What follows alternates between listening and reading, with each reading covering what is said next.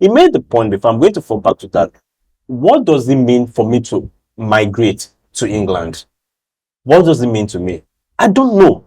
They don't have like what it means for you to be a part of us, whether you're coming in illegally or not. If you're in Nigeria, for instance, nobody knows you as Nigeria. They just look at you, you are Yoruba. But you move out of Nigeria today and go to another country. Nobody thinks about you as Yoruba. They think about you as Nigerian. If you go to another continent, they're like, this is African. You can see how that identity is moving up, it's changing. And it's not reducing your own identity, because when you come back here, you say, it's Yoruba, that's an Hausa person. But Yoruba person, you look at it, you say, it's Egun. You can see what I'm drawing here. What does it mean for new people to come to England? What kind of identity do the English people want them to adopt? We don't usually have that. You can say that is stemmed out of the old liberalism that we have. It's none of my problem, really. So it is meant for the policymaker to say that, you know what, we want to open our borders, but this is what it means for you to come to our border.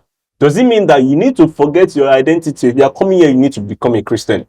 What is my problem? So I will have to tell myself, if you want to go to Saudi today, we've made that point before, there is a sense of identity you must have. They're not saying you should convert to Islam, but you must respect everything there. They are not doing that. Again, none of my business. So you can say, you know what, if you want to come to Britain, it's fine. But you need to come to the cathedral with us. You need to worship with us. That is your policy. Whoever does not want that, you won't see them in your country. I agree with you. I think what you're saying is the point that there's this guy who was starting Christian. I don't know if you know him. He was also trying to raise, in the sense that multiculturalism was supposed to be like a positive thing. Yeah. Right? But the way it has been carried out in view majorly is kind of flawed, or so it's creating more of a problem than the solution he was trying to, kind of give basically an end or extreme nationalist sentiment and all of that.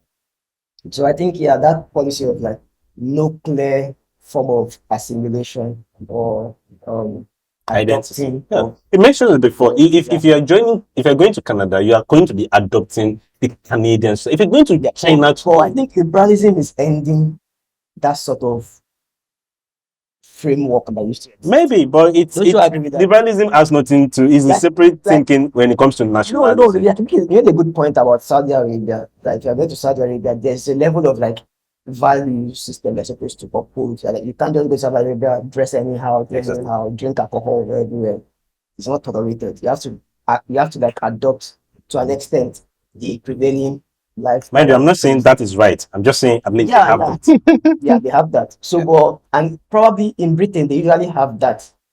Maybe in the early 1900s or 1950s. Right. When, migration wasn't as in a scale of manner as it is right now. Right. Right. So, but they've kind of lost that. And I think, do you think that maybe liberalist values, in the sense that before, when you come into a country, you're supposed to like adopt the identity of the culture or the country, right? But now, due to liberalism, or probably due to liberalism, I want to identify what is causing it.